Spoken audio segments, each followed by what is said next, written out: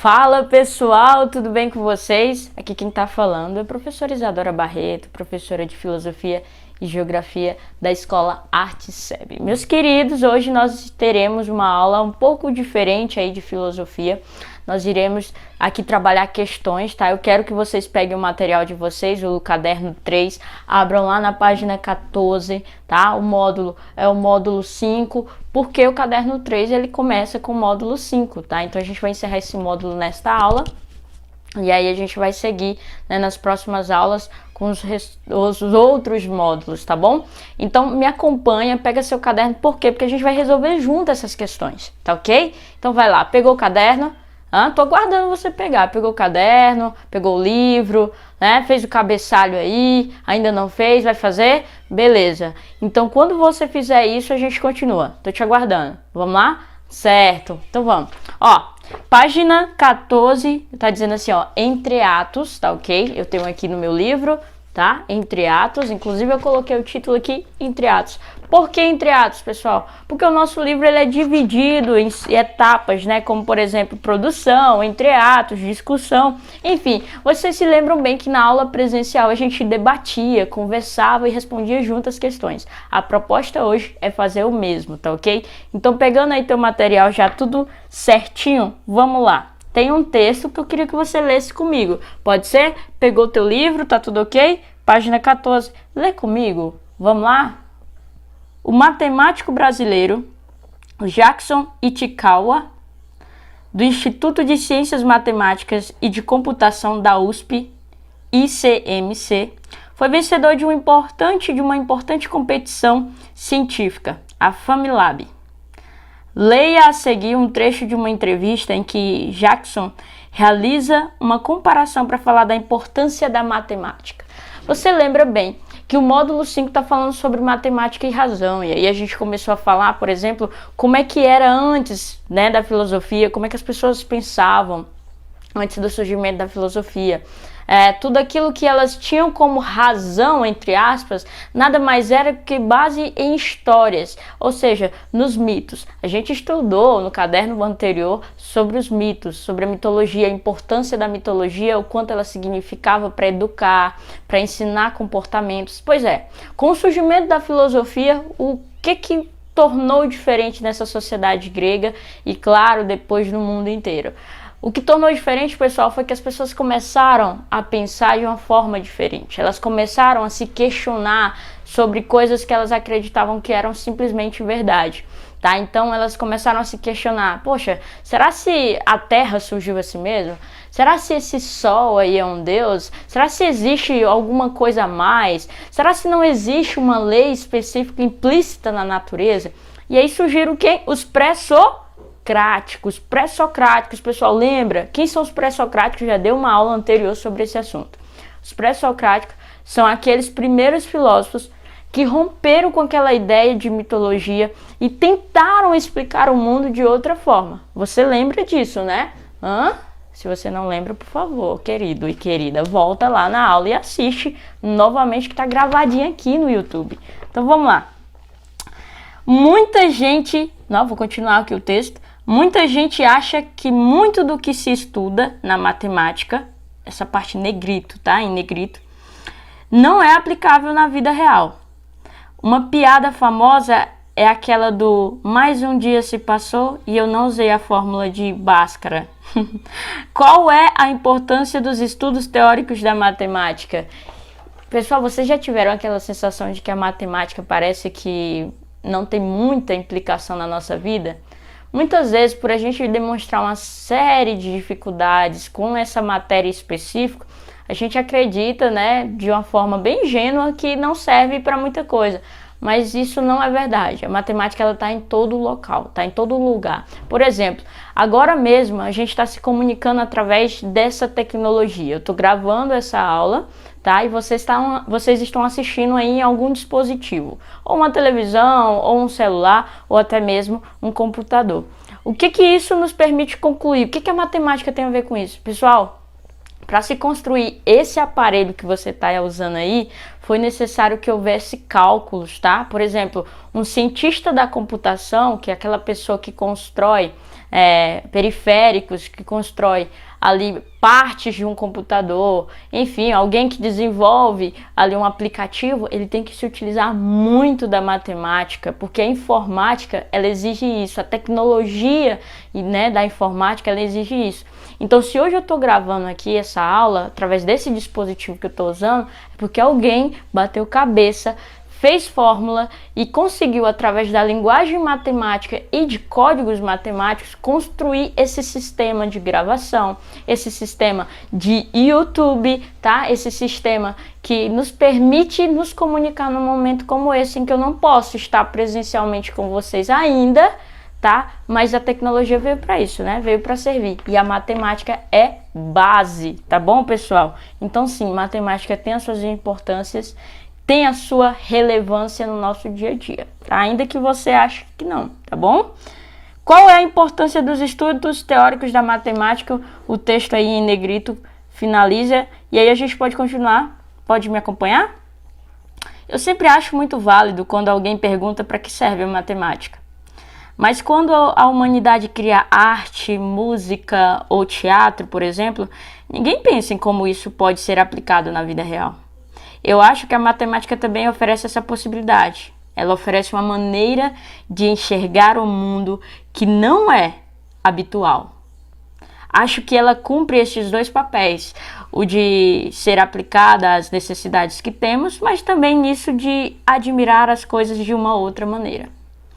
Tem um exemplo bonito no livro The Divine Proportion, né, de Huntley. Ele diz que a beleza do arco-íris é acessível a todos, mas quem sabe que em cada gotícula de água ali presente acontece um fenômeno chamado de refração, que é responsável por dividir a luz naquele aspecto de cores que tem uma experiência diferente.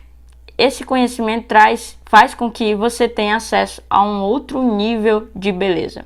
E o que é a refração? Tem uma legenda aí do lado dizendo que é um fenômeno em que a luz, aliás, muda o meio de propagação. No caso do arco-íris, a luz atravessa gotículas de água, ok? Então, através da luz, a água reflete, tá? E ela permite com que haja aí, pessoal, a propagação de uma cor, de um arco-íris. Olha que legal, né? Quantas vezes a gente vê aí o arco-íris e fica pensando, poxa, como é que isso aconteceu?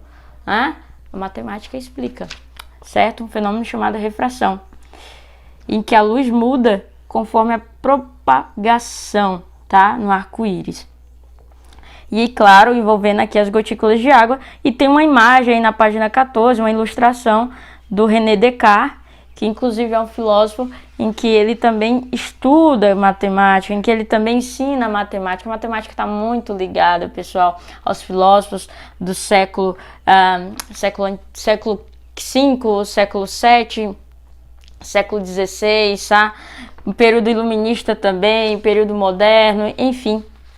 A matemática ela sempre esteve presente com a filosofia. Vocês se lembram da aula, por exemplo, que eu falei sobre o Pitágoras, né, que foi inclusive um pré-socrático. Olha aí, então, a matemática surgindo juntamente com a ideia de razão. Vamos lá, página 15 diz assim, primeira questão. Sobre o primeiro parágrafo da resposta do Jackson, assinale V para verdadeiro e F para falso.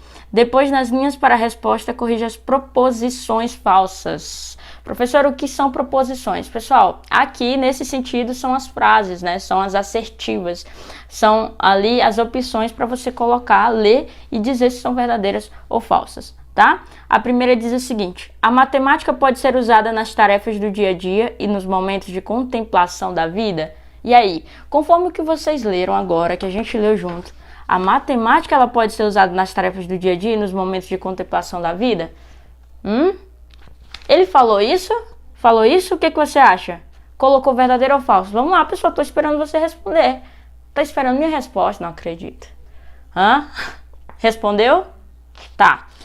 Vamos ver se você colocou certo. Tá dizendo aí no texto, na página 14, que ele vai dizer o seguinte: eu acho que a matemática também oferece essa possibilidade, ela oferece uma maneira de enxergar o mundo que não é habitual. Quando ele fala isso, ele está dizendo o seguinte: olha, não é só a arte, não é só a música, tá? Não é só esses quadros que a gente vê por aí desses grandes pintores que oferecem essa contemplação acerca da realidade, essa visão acerca da realidade. A matemática também nos permite isso, romper com o habitual, com aquilo que é comum, entendeu? Então é verdadeira. Tá? Se você colocou verdadeiro, você acertou. Vamos lá para a primeira questão, segunda assertiva, diz o seguinte: as pessoas tendem a questionar a utilidade da matemática teórica e das artes. As pessoas tendem a questionar a utilidade da matemática teórica e das artes. Ele falou isso em algum momento do texto? O que você acha? Acho que ele falou isso. Vamos voltar aqui para o texto? Vamos dar uma olhada? Acho que ela cumpre esses dois papéis, o de ser aplicada às necessidades que temos, mas também nisso de admirar as coisas de uma outra maneira. Não, ele não falou isso, pessoal. É falsa essa assertiva, tá? Primeira questão, página 15. Primeira assertiva verdadeira. Segunda, falsa. Vamos para a terceira? Para o matemático, admirar as coisas de diversas maneiras é importante. E aí, ele falou isso ou não? Verdadeiro ou falso? Verdadeiro. Se você colocou como verdadeiro, você acertou, tá? Então a sequência correta é verdadeiro, falso, verdadeiro, tá? Segundo o Jackson, as pessoas, ou Jackson, né? As pessoas não costumam questionar a utilidade da criação de artes. Realmente, elas não questionam a necessidade da utilização. A segunda questão, para a gente encerrar então a página 15, diz o seguinte: sobre a resposta de Jackson, ou Jackson, né, assinale verdadeiro, assinale V para verdadeiro e F para falso. Depois, nas linhas para a resposta, corrija as proposições falsas. A primeira diz o seguinte: o arco-íris é um exemplo de fenômeno que não tem utilidade prática, mas que embeleza a vida das pessoas. E aí, ele fala isso? O arco-íris não tem exatamente um exemplo prático, uma utilidade prática. Realmente, para que serve o arco-íris? Para mim e para você. Mas nos embeleza quando a gente vê. A gente fica, nossa, olha o arco-íris, deixa eu tirar uma foto, deixa eu fazer um vídeo. Olha, pessoal, vocês viram o tamanho daquele arco-íris? Olha o tamanho, a distância que ele pega. Não é? Não chama a atenção? Então é verdadeiro, tá? Verdadeira essa primeira. Segunda diz assim: quem não sabe matemática o suficiente não consegue apreciar a beleza do arco-íris. E aí, ele fala isso em algum momento do texto? Vamos lá, pessoal, verdadeiro ou falso? Tô aguardando aqui vocês. Verdadeiro ou falso? Falso ou verdadeiro? Se você colocou falso, você acertou, tá? A terceira diz o seguinte: a beleza do arco-íris, para quem conhece o fenômeno da refração, tem uma utilidade prática. Não, gente, não tem utilidade prática. É falso também. Sabe por quê? Porque ele vai afirmar isso, inclusive, na primeira, onde ele diz que, apesar de não ter utilidade prática, não ter algo, para que eu vou fazer com arco-íris? Nada, mas eu vou admirar porque é uma beleza natural, sabe? Não tem uma utilidade prática na minha rotina, mas me faz ficar encantada todas as vezes que eu vejo. É isso que ele fala. Então é falso. A sequência da segunda questão, então, é a seguinte: verdadeiro, falso, falso. E a última diz assim: a beleza do arco-íris, para quem conhece o fenômeno da refração, tem um significado diferente. Verdadeiro. Verdadeiríssimo. Quando a gente entende por que aconteceu aquele fenômeno, nós conseguimos compreender uma dimensão diferente, né? As coisas parecem ter mais sentidos. E aí a gente admira não só simplesmente aquele arco-íris que está aparecendo ali aos nossos olhos, mas também como é que isso acontece, como é que a natureza ela permite que isso aconteça, né? E aí tem a explicação da refração com a luz que reflete nas gotículas de água e tem toda aquela cor que a gente chama de arco-íris. Meus queridos, acompanhem sempre a Agenda Edu e até a próxima aula, guerreiros. Tô com saudade de vocês.